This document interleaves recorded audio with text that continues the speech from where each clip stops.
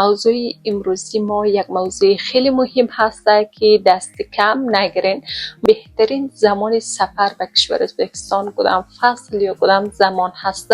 کشور ازبکستان یکی از زیباترین، یکی از پاکترین کشور ازبکستان با شهرهای افسانه‌ای خود مثل شهر سمرقند، شهر بخارا، شهر خیوه، شهر تاشکند، راه ابریشم، معمارهای اسلامی خیره کننده ای داره.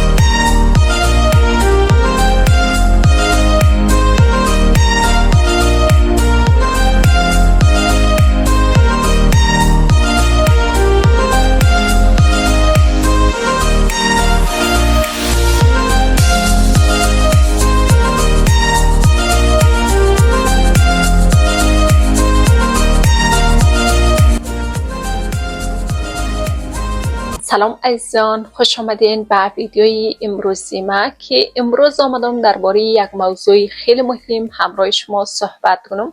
موضوع امروزی ما یک موضوع خیلی مهم هست که دست کم نگیرین. موضوع امروزی ما درباره این است که بهترین زمان سفر به کشور ازبکستان کدام فصل یا کدام زمان هست. ازبکستان میدانید که کشور ازبکستان یکی از زیباترین، یکی از پاکترین، تاریخی ترین کشورهای آسیای میانه هست. کشور ازبکستان با شهرهای افسانه‌ای خود مثل شهر سمرقند، شهر بخارا، شهر خیوه، شهر تاشکند، راه ابریشم، معمارهای اسلامی خیره کننده ای داره. مردمشان واقعا یک مردم خیلی خونسرد و مردمی مهمان نوازی داره که اگر میخواین سفر کنید به کشور ازبکستان واقعا لذت بخش باشه برای شما. انتخاب زمانی مناسب هست که خیلی مهم هست، زمانی مناسب را انتخاب کنید. اگر میخواین بدانین که آب و هوای کشور ازبکستان در فصلهای مختلف چگونه هستند، آب و هوای ازبکستان در فصلهای مختلف هست، بهترین ماه‌ها یا فصل‌ها برای سفر به کشور ازبکستان کدام فصل‌ها یا کدام ماه‌ها هست، زمان مناسب را اگر انتخاب کنید که هم ارزان تمام شود، هم برای عکاسی، هم برای طبیعت‌گرایی، هم برای بازدید از تاریخ هم خیلی خوب باشه که از تمام جایهای ازبکستان دیدن کنید. پس تا آخر ویدیو همراهی من باشین که بریم ببینیم کشور ازبکستان در کدام فصل‌ها بهترین زمان سفر هستند. کشور ازبکستان دارای آب و هوای قاره‌ای هست که تابستان‌های بسیار گرم، زمستان‌های بسیار سرد داره که در زمستان ماه آخر ماه میلادی و ماه اول ماه دوم میلادی که هست آب و هوا بسیار سرد میشه و بارندگی و برفباری زیاد هست، خصوصا در دو ماه آخر میلادی و ماه اول میلادی که خیلی بارندگی و برفباری زیاد هست. و در شهر تاشکند و شهر خیوه و شهر سبز و سمرقند و بخارا در اینجا بارندگی زیاد میشه. این بارندگی در شهر تاشکند و شهر خیوه خیلی زیاد میشه، برفباری و در کوه ها در اونجا دیگر رفتن نمیتونید اگر در فصل زمستان بیاین. خب اگر بگم در هر فصل یک لذت خاص خود داره، اما ما ترجیح میتونم بهترین زمان سفر برای کشور ازبکستان ماهای مارچ و اپریل و می هست که واقعا یک فصل خیلی عالی هست. چرا فصل بهار بهترین زمان سفر به کشور ازبکستان هست؟ اگر میخواین که بدانین چرا این فصل بهترین فصل هست، اگر میخواین که دلیلشان بفهمین، بریم با هم پیش. فصل بهار بدون شک که یکی از بهترین و محبوب ترین فصل های سال هست که اگر شما در این فصل سفر کنید به کشور ازبکستان واقعا که خیلی لذت میبرین. در این فصل که آب و هوایش خیلی متعدل هست و آب و هوای خیلی متعدل و دلپذیر داره. در اینجا کوه ها و دشت ها همه جا پر از گل و پر از سبزی میشه. در کوه هایش اگر بری درخت های میوه های کوهی زیاد داره که همه جا همه گلپوشان میشه. واقعا که خیلی عالی هست.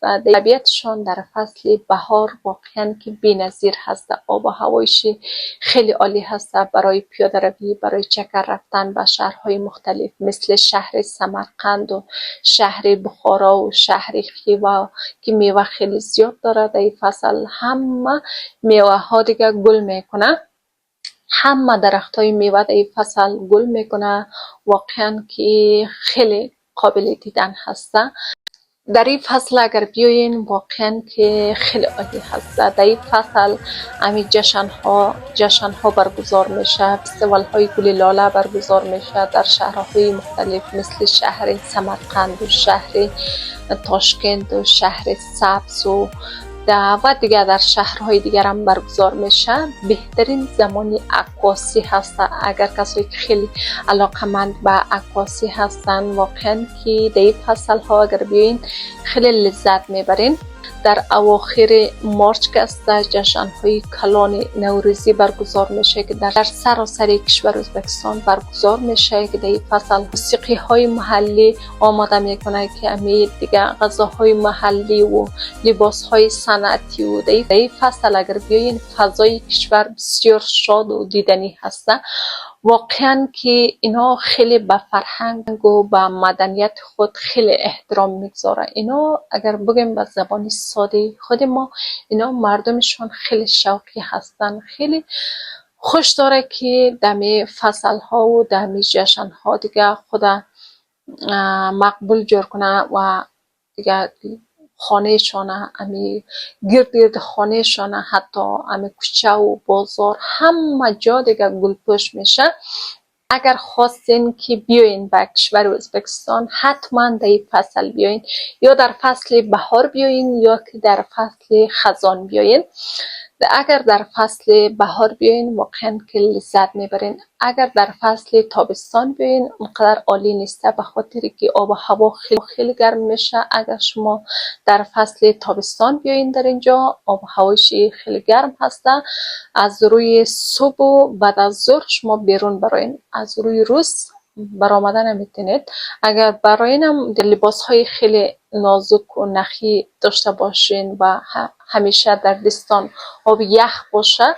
اما من ترجیح نمیتونم در فصل بیاین به خاطر که آب و هوایشون خیلی گرم میشه. اما برای کسایی که خیلی عادت داره به گرمی خیلی خوب هسته، اما نه برای همه. اگر در این فصل بیاین صبح های زود یا که بعد از ظهر باید بیرون براین دیگه وقت شما برآمدن نمیتونید، یا که از روی شو براین یا که در روز دیگه نمیشه. خیلی گرم میشه. مثل شهر سمرقند که خیلی تاریخی هست، خیلی مردم خوش داره که دیدن کنه. شهر خیوا هست، شهر بخارا که شهر سمرقند و بخارا بی اندازه گرم میشه. اینقدر گرم میشه که دیگه هیچ کس بیرون برآمدن نمیتونه.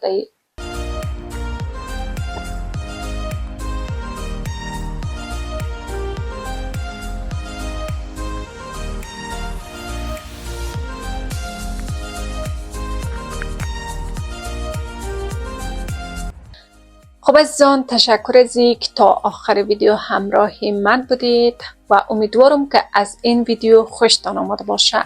اگر علاقمندی کار، تحصیل و هزینه های تحصیل و هزینه زندگی و علاقمندی فرهنگ و جامعه کشورهای روسی زبان هستین، حتما این کانال را سابسکرایب نمایید، همراه دوستانتان هم شریک بسازین تا اونها هم از این موضوع آگاه شود. هر موضوعی که علاقمند هستین یا که سوال داشتین حتما در کامنت بنویسید، برایتان جواب میتونم عزیزان. تا ویدیوهای بعدی، خدا یار و مددگار تان.